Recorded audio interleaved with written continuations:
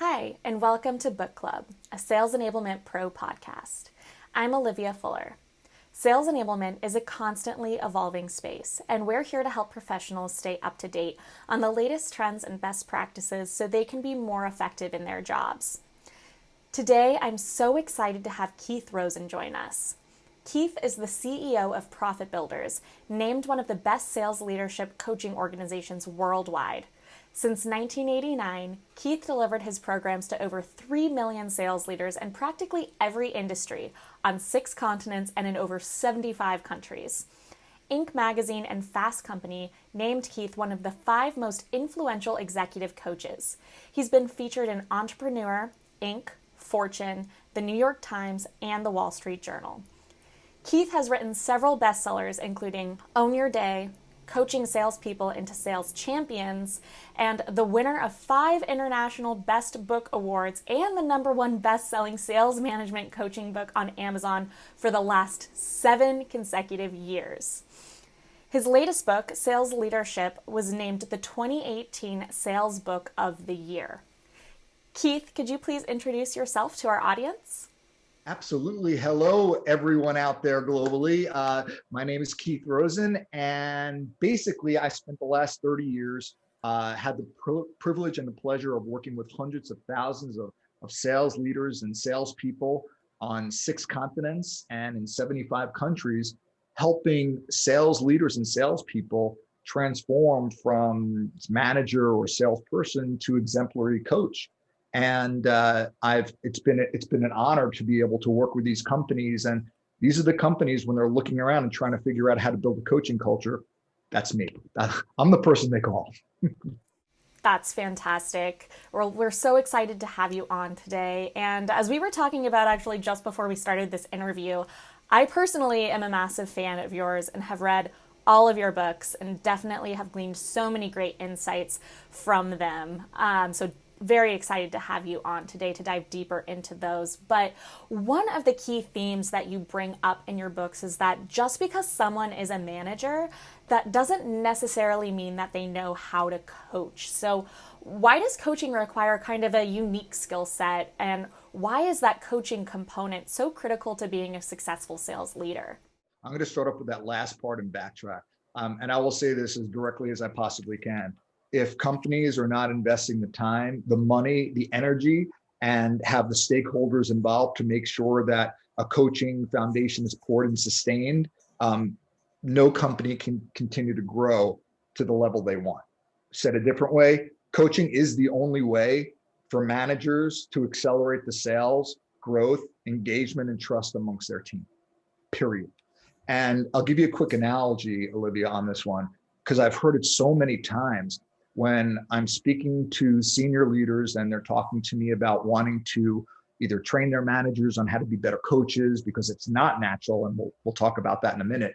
And they say to me, Keith, we want our people to coach at least 50% of the time. Once I hear that, I know they have no clue what coaching is. Because coaching is not something you do to someone. It is not an event. It's not like, oh, Olivia, you're my direct report. Okay, you're coming to me with a problem. 1 second, let me get my coaching hat. I'm going to put it on right now. And now I'm going to coach you. I'm going to do this to you. No, in the most simplistic form, coaching is the language of leadership. Just like sales is a language, leadership is a language. And when managers tell me, oh, we want to coach more or coach less or coach more directly, or it's every conversation is a coaching conversation. So when we're talking about developing skill is one thing, mindset is another. And that really speaks to the other component of why managers struggle so much, especially today in a world of constant change and uncertainty. How are they building a team of sales champions? How are they building a remote team of sales champions? And again, going back to my point before, every conversation being a coaching conversation, my job is to make managers' jobs easier. I don't sit here and throw all this theory at them. If they learn the language of coaching and have a framework that they can follow, and this is the mind shift that every leader needs to make, is leading with questions in every conversation rather than leading with answers. And it's an occupational hazard for managers because every organization I've ever worked with is result driven. Every organization has revenue goals and sales goals. So unfortunately, this becomes an occupational hazard for managers, senior leadership, and frontline salespeople, because now everyone has a target on their back. So if everyone has a target on their back, what are they focused on? What's next? The next deal, the next results. Everyone's focused on the future. And especially now, fear lives in the future, okay? Uncertainty lives in the future. Anxiety lives in the future. We need to bring ourselves back in the moment, because the last time I checked, this is where life happens. This is where we engage with people. Every conversation you have is in the moment. And the definition of coaching is the art of creating new possibilities. And you're doing that in every conversation. So in every conversation, you're either building people and you're building their confidence and you're building their critical thinking as well as their critical questioning skills, because salespeople need to coach their customers today, or you're eroding them. I love that answer. That was fantastic. And you touched on so many important aspects of why coaching is really critical to leadership and why they're kind of interchangeable in some ways. So let's dig into that a little bit further. What are some of the core characteristics of successful coaches? Maybe just beyond having the mindset, but what actually kind of leads someone to being a great coach? Yeah, I could probably go through 80 characteristics, and it's interesting because when most people ask what makes a great coach or what makes a great salesperson, or even when they say, what's your profile of your ideal client? Those lists are always about measurables. They're, about results, about, okay, we work with clients, that are from X million to X million dollars in revenue every year. Okay, that's all great.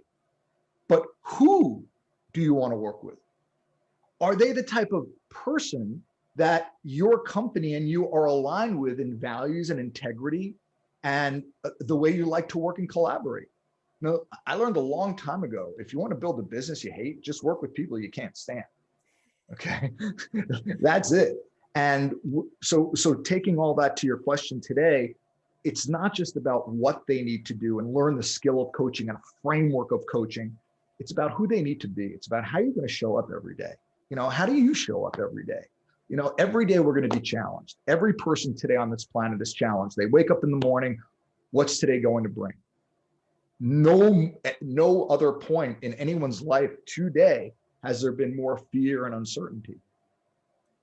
And this is the time when, more than ever, where companies are trying to streamline more and they're trying to leverage technology more and do more things faster. I hate to disappoint all the companies and managers out there. You're doing the wrong thing. Doing more of the wrong thing faster in a world where sales has changed and your buyers' buying habits have changed is not going to fit. Leaders need, and salespeople need to stop, take a step back, and reconnect with their buyers in a way where how they like to buy, so they can now align how they need to sell them. That's what needs to change today. And going back to the characteristics, so what does that mean? Empathy. To me, the most important say skill or attribute today in sales is care. It's about humanizing the experience that you have, whether you're a manager or whether you're a salesperson. We need to humanize the sales process. We need to humanize how we engage with people. After all, you're in my home right now. It doesn't get more intimate than this. And if leaders are not taking the time to care deep enough to build that trust with their people, that transcends to customers as well. So again, top characteristics. My personal 2020 word of the year is resilience. I think that, to me, encapsulates everything that each person, if they can truly embrace and build their level of resilience, that will allow each of us to adopt and align around changes rather than fight it. There's no going back. Everyone keeps saying, when it gets back to normal, there's no going back. There's only going forward. And that's the part where, bringing back to the characteristics, innovation, collaboration, care. I did a great Q&A VIP session with Salesforce a month ago. Again, talking about what are the characteristics leaders and salespeople need to leverage more than ever? Creativity. Okay, so what they did is they said, Keith, we want you to be, kind of be a guest at our event with a, small intimate group of our top customers, and we're going to do a whiskey tasting. So they sent out, 3 small bottles of whiskey, and who am I to say no? And then they brought these whiskey connoisseurs to the call, and they spoke for a little while, and then afterwards I spoke a little. The point is, who's doing that? Who else is doing that? Yeah, at managing salespeople keep cold calling. Your customers are just as desperate for human connection as you are. Humanize the sales process. That's the most important thing. And finally, in this world of such uncertainty, the one thing that every single person has on this planet is the power of choice. And it's the most underused power that we as human beings have. And we only have 3 things in life that we have absolute control over. It's our attitude, it's our actions or reactions, okay? And it's how we respond to things in the world. I learned a long time ago, it's not the events that surround you, but it's how you respond to them that create the quality of your life. So actions, reactions, attitude, and mindset. Everything else is an illusion. Focus on the things we can control rather than the things we can't. Definitely. And, speaking of things that you can control, and you touched on this a little bit as well, especially in the context of just where the world is at today, fear is absolutely something that is really driving a lot of negative behaviors that we're seeing both in sales as well as leadership. So in your book, Sales Leadership, you actually outlined 15 different toxic tactics that can make coaching ineffective. But I'm actually curious, in the context of today, what are some of those toxic tactics or common mistakes that you're seeing? And have they changed at all or maybe shifted? And what are some of the common mistakes that you really are seeing coaches make today? I would say number 1, I would say it's getting worse. Hands down. Every tactic that I listed there is getting worse. And I have so much evidence. And of course, you and I have such a limited time. I want to make sure we maximize it and give value. But just as a point of reference, I was talking to a senior VP, global organization, okay? 2 levels away from the CEO, multi-billion-dollar company. It's a client of mine for years. And during a coaching session, he said, Keith, listen, like every leader here, it's amazing. CEO confidence is an all-time low. Gee, I wonder why, but that's a whole other conversation. But he said to me, with that sense of fear and concern in his voice, he said, Keith, with all the uncertainty going on, with all the furloughs, with all the layoffs, with our revenue down, maybe this is a time we stop coaching. And maybe this is a time we just be more directive and tell people what to do. If I had a universal 2x4, it would have reached them across the head, and in a very loving and affectionate way. But that's sad. This is when every single person's character is tested. This is when your integrity, this is when your priorities, this is when the essence of who you are is put to the test. We don't get tested on our bad days. We don't get tested on our good days. We get tested on our bad days. That's when the true essence of our character emerges. It's real easy to go out and sell and manage when things are going great. Okay, just like I said before, CEO confidence. CEO confidence can be great when everything's going well. But what about now? What about now? And unfortunately, just bleeding back to the point I made earlier, companies are scrambling around trying to figure out what they can control when I just share with you the 3 things they can. And that's it. And I really love how you've been masterful tying this whole conversation together, because now we're moving into one of the things I mentioned before. The greatest toxic thing that people are doing right now and I could break it down to one thing, is not being present in the moment. Okay. And I will challenge any person who's listening to this or watching this, and I'll give you my mobile number. You can call me or email me to challenge me. 99% of every person's waking hour, they're living either in the past or they're living in the future. Cerebral conversation, talk to, the inner game. The greatest leaders and salespeople I know are masters at living in the present, be engaged in the moment. Because if selling and coaching is defined the same way by me, the art of creating new possibilities in every conversation, if you're living in the future and focused on your result, creation happens in the moment. New possibilities are created in the moment. Active listening happens in the moment. And if you're worried about your result, oh my God, am I going to get the sale? Am I going to hit my quota? Am I going to get fired or furloughed? You're no longer in the moment. You cannot coach or be a sales professional at that point. You're focused on fear. Fear is driving you. And as I said before, because every single person, any organization has a target on their back because they have to achieve results, where do results live? In the future.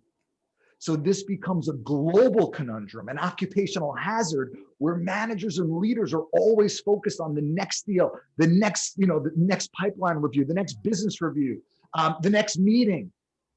But how much time are they really stopping to focus on now? And if you're not focused on now, you're not in the process. And you don't coach the result. You coach the process. I love that advice. So, we've talked about some of the skills and characteristics that make an effective coach, but I'd love to dig in now to how people can really put that into action. And one way is through the leads coaching model that you've developed and talked about in some of your books to really help guide an effective coaching conversation. So, I'd love for you to just take a moment to kind of walk us through some of the core elements of that model and why that approach is so impactful. Absolutely. Absolutely. Again, as I would love to go through the whole leads framework, this framework has been adopted, I think, at this point by 10,000. I think the last time my marketing director checked, 10,000 of the top global organizations today. So I'm going to share with everyone right now what I call a 60-second coaching strategy.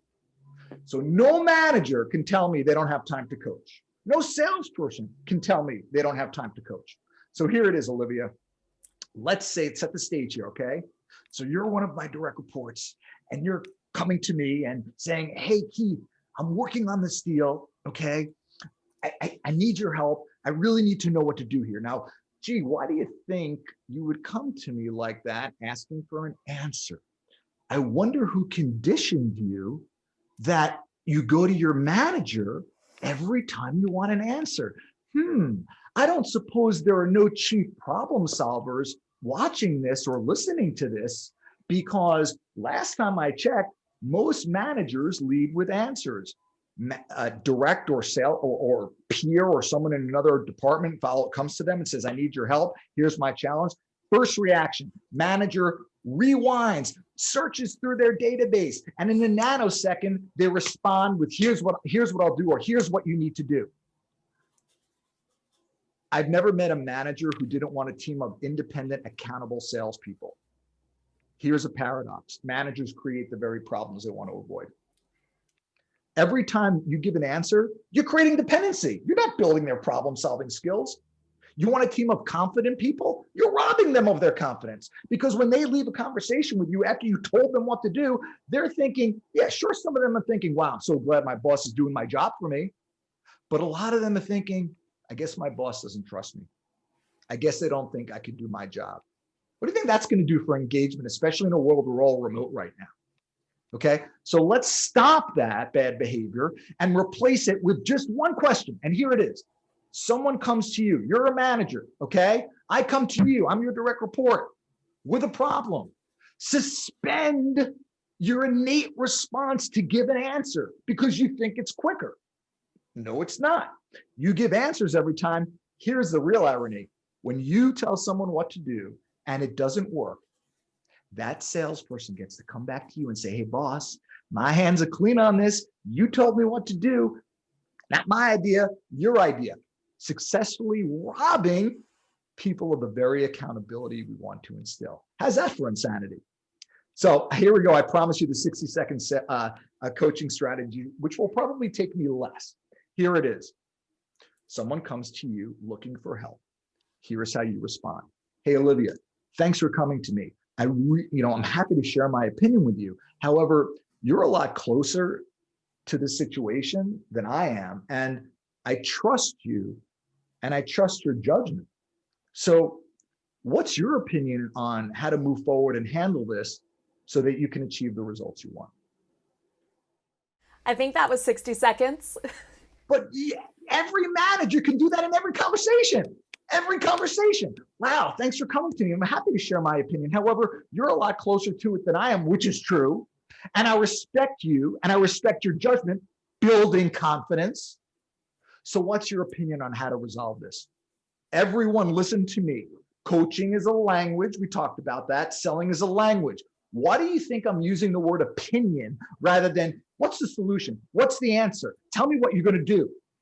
Because solutions and answers can be right and wrong. Opinions are not right or wrong. They just are. And everyone has them. So when you ask someone for their opinion, they can't look back at you and say, I don't know. You don't know your own opinion. Okay. So managers ask that question, you always can get an answer. Oh, and by the way, if you ever get the other, but boss, I really don't know. Then you could add this other, one of my other favorite questions. Well, if you did know, what would it be? I love that. That's a fantastic way to approach those conversations without giving away the answers and helping to really build that confidence, like you said. So you've talked a lot about how coaching happens all the time, and it isn't something that is necessarily just a scheduled part of your day, but is more just organic and happens in the moment. So given the kind of virtual environment that many sales teams are now in, what are some challenges that sales leaders might encounter or that salespeople might encounter in trying to get effective coaching and for leaders to actually conduct effective coaching conversations that aren't just a pipeline review? Yeah. So, I mean, I'll as I say very directly, if managers are not coaching effectively, salespeople aren't selling effectively. It's that simple. Money and deals are being left on the table left and right. Okay. Don't tell me it's tough out there. Don't tell me the market is tough, because I know a lot of my clients that are absolutely crushing. Okay. And I'm not just talking about the industries that are or have a nice rebound because of the pandemic. I'm talking about every industry here. All right. Leaders are the nucleus. Leaders, you are the heartbeat of the company. How can the company grow if you're not growing? Your people can't grow if you're not growing. They're going to remain stagnant. So when it comes to not only coaching, now expound that to the fact that now, oh my gosh, I'm talking to a screen. Now, how about this one, Olivia? I'm sure you haven't heard this one. I've been hearing this a lot. So Keith, I got a promotion in February, and I met my team once, and then they went virtual, and I've never seen them again. I'm hearing that a lot. And now, but these are caring managers. Most managers I know are caring people that want to help people succeed. But they're struggling with the same issues because they're not getting coaching from their managers. That's not how you build a coaching culture. Everyone gets coached. So, with remote coaching, they struggle on a good day with regular coaching. Remote coaching is a whole other level. So not only that, as I mentioned before, those managers who really hadn't had an opportunity to build relationships with a new team, now they're building relationships on a one-dimensional screen. Just like your salespeople are selling, trying to build relationships on a one-dimensional screen. Okay. So the one thing that managers must have, and Olivia, I have some great resources I want to make sure that everyone gets their hands on. Number one, I want to make sure everyone gets a free copy of my new book, 60-Second Sales Coach. All right. And I also have another document that I want to make sure everyone gets, which is exactly what you're looking for. What's the conversation as a manager that I need to have with my team that is now remote, that will allow me to reconnect with them, keep them motivated, keep them inspired, hold them accountable, and make them still feel part of a team where so many people are feeling isolated and alone, which is leading to depression. Managers didn't sign up for this, okay? They didn't sign up for this. But the greatest leaders I know support people unconditionally. They are selfless. There's two other characteristics, okay? So the conversation, I'm just going to give everyone here a few questions that you can ask. And by the way, managers, this is not just for you to ask your direct reports. Salespeople, this is the same conversation you need to be having with your prospects and customers. As I said before, this is about humanizing the sales process. So let me share a couple of questions. As a manager talking to some of my employees, having a one-on-one with each one and just asking, just being human and saying, hey, listen, I'm struggling. I know everyone's struggling through this. And I'd love to have a conversation to see how you're adapting to our new environment and how we're doing business. And I'd love to share how I'm doing, and maybe we can learn from each other. Are you open to having this conversation? What I just did right there is setting intention.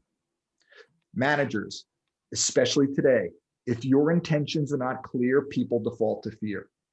You call up one of your salespeople and say, hey, got a minute, we need to call. They're going to run the other way. Why? Because they're thinking, what did I do wrong? Am I getting fired? Am I in trouble? Am I being put on an infamous PIP? Yeah, you companies know what that PIP is, right? No, because when people don't know intentions, they default to fear. So what I just did is set clear intention around the conversation. It's called the Art of Enablement, which I talk about in my book, so that people know what's in it for them. Now that I've done that, I could ask some questions such as, hey, you know what? Now that you're, working and there's no more line between personal life and work, how have you adopted? What are some of the changes you've made that are working well for you? What are you doing every day to shut down? What are you doing every day to shut off? Because now, our home is now our office. So what are you doing every way to just turn off and focus on your family and the people and things that you love to do? How good are you being at taking care of yourself? Are you practicing self-care? How effective is your routine? Do you have a daily routine from the time you wake up until the time you end your day that details the specific and measurable actions that not only move you forward to your business goals, but keep your life in balance and harmony? Now, I can tell you right now, on a good day, most people don't have that.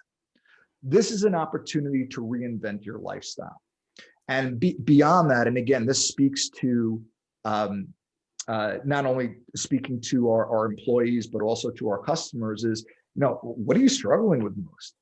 If I'm a manager talking to one of my direct reports, I'd want to know, hey, every conversation, I'm here to support you, but I don't know how much interaction you want with me. What type of cadence do you want to develop so that you feel connected and part of a team?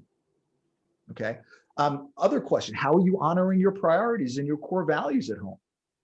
How are you setting boundaries at home so family knows you're working or significant others know you're working? Okay. And finally, and this is that other part, you're in my home right now. Okay. This is my home. All right. Well, this is my happy place in my man cave and my office. But you're in my home right now. Managers, when you're speaking to your employees, salespeople, when you're speaking to your customers and prospects, unless they have a green screen or something, you're in their home. And as a manager, having a one-on-one or team meeting, and you see one of your directs, clearly they haven't slept in days. They look stressed out. Maybe they're wearing the same stained shirt they've been wearing for the last 5 meetings.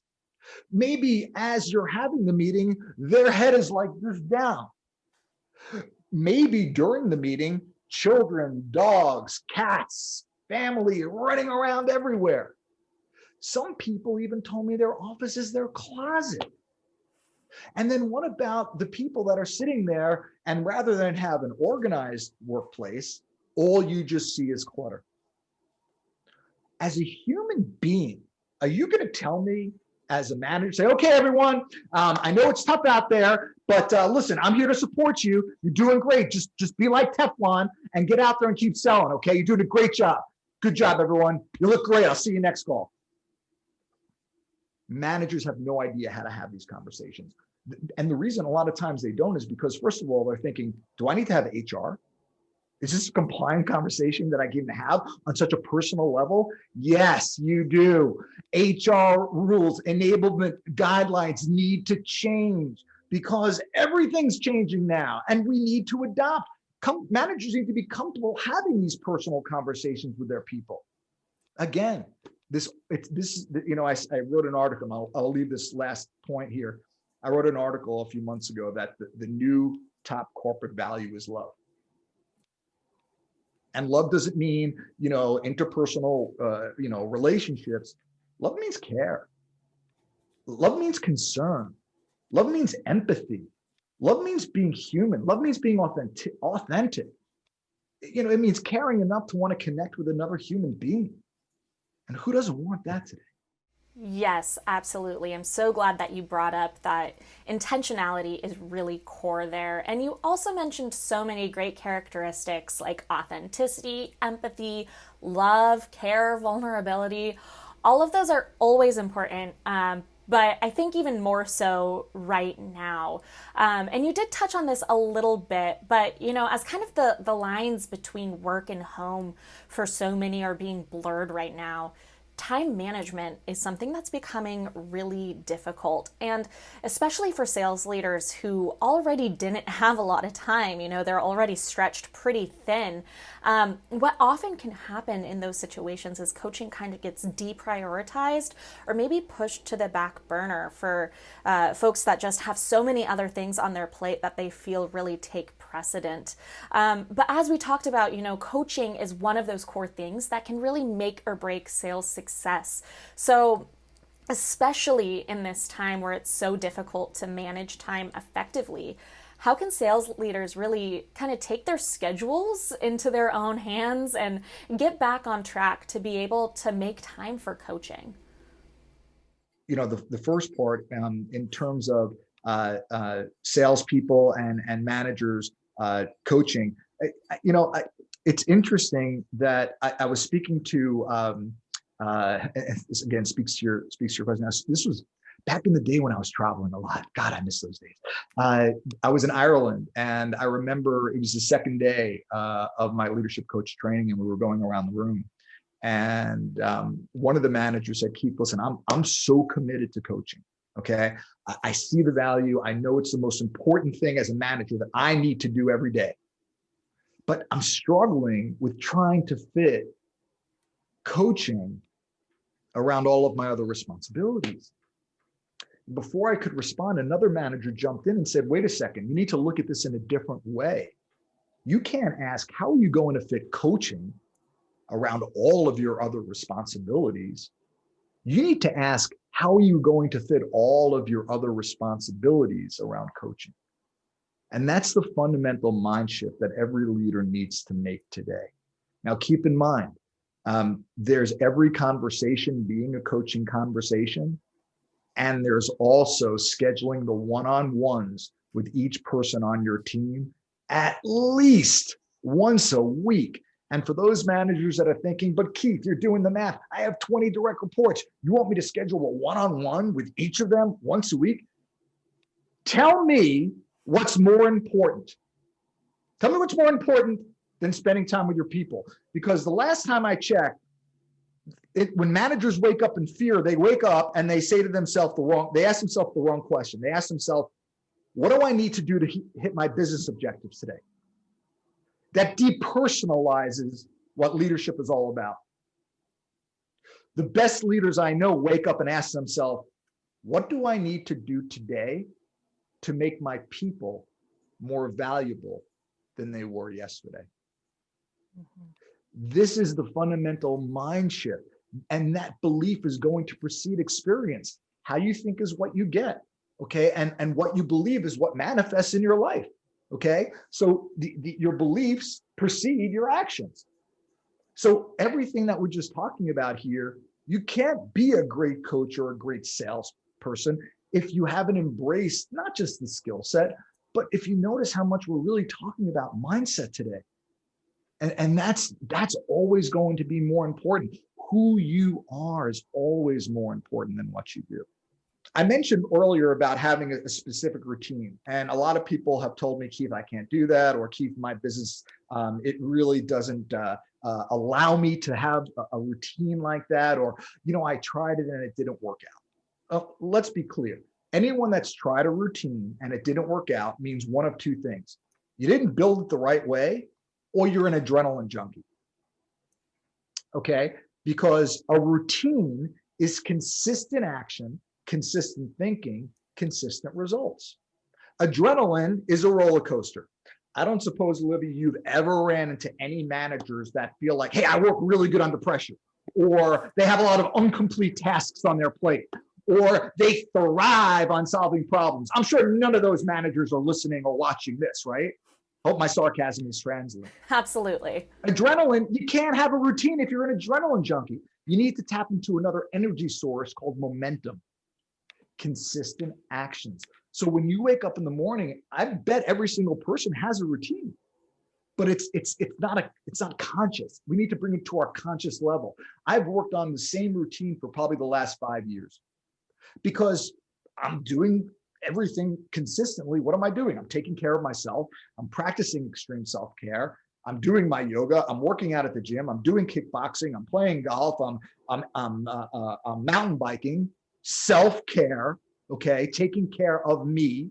Okay, those are the things that you need to build into your routine. You know what else I build into my routine? Making sure I go out and see my parents, and I'm so blessed they're only 15 minutes away. Making sure I call my mom every day.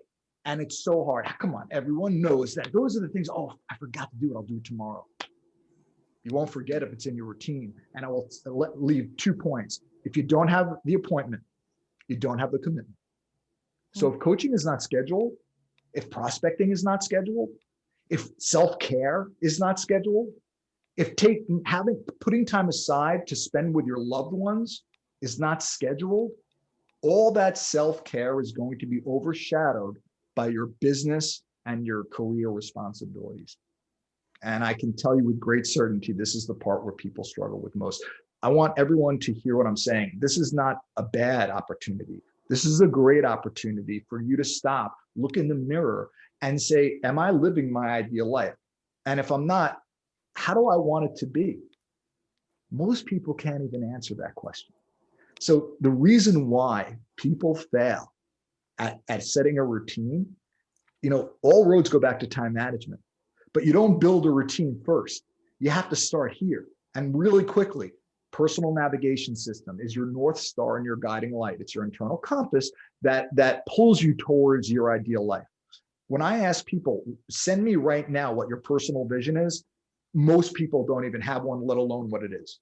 When I ask people to send me what their goals are, either their goals are what I call should-based goals, which is something they were told to do, or it's a lifestyle. For example, there's a goal is I want to improve the relationships I have with my people, my family, my team, my coworkers. That's not a goal because a goal has a finite endpoint. So what are you going to do? You're going to improve the relationships and then go back to making them toxic again? No, that's a routine. I want to stay in shape. Well, do you lose weight and exercise for a month and then go back to eating poorly and not exercising? That's lifestyle. A lot of people confuse tasks or goals with lifestyle. Most of the goals that people have are not goals. They're part of the things they want to bring into their life always. So that's the good news. And when you can identify your ideal life and you can pull out your core values and what is most important to you, only then can you design your day around what the life you want to live. Otherwise, you're always going to feel off. So I just have one final question for you. And this has been an awesome conversation and you've shared so much with our audience. So just to kind of wrap everything together, what are some of the key things that you're seeing successful sales leaders do right now to really stand out, and what is it that's setting them apart? What I'm seeing they're doing, number one, they're like I said before, they're putting their people first. Number two, they're realizing it ain't about you. It's never about the managers. Just like it's never about the coach. It's about your people. I'm always behind the scenes. I'm not in the front. I'm behind to make my people look great. My clients look great. Okay. You need to have a framework that you use in every conversation. Give yourself a roadmap of how to have a conversation. That's the most important skill of leadership, because at the end of the day, what makes a great leader? How they show up, their presence, their commitment to their people, and what's the skill? How they communicate. Fantastic. Well, Keith, thank you so much for sharing all of these fantastic insights with us and for taking the time. And we absolutely are so excited to share your resources that you mentioned with our audience. Yeah. So just to make sure they know where to grab my stuff, I have some really new. I decided over the last several months, just to every book, every resource I decided to put out for free, because that's what people need today. So everyone can go to my website, keithrosen.com. Forget about how many podcasts are on there. Download my new book, The 60-Second Sales Coach. That's not just for leaders, that's for salespeople too. Ever been in a situation where you wish you had the right question? How about I give you 600 of them in this book? Grab it, okay? And finally, what kind of coach would I be if I didn't honor the attributes and characteristics that I shared with you that make an exemplary leader? So I want to give everyone out there my mobile number, and I want to give everyone out there my personal email address. My personal email address is keithr@keithrosen.com. If you have a question, if you need me, you are not alone. Like it or not, I'm your coach. You're not bothering me. If you need someone to lean on, contact me, okay? Lean on me. My mobile number, 516-233-9239. I know you're probably thinking, Keith, are you crazy for giving your personal phone number out? As I said before, what kind of coach would I be if I didn't model unconditional leadership? And that's what I want for you.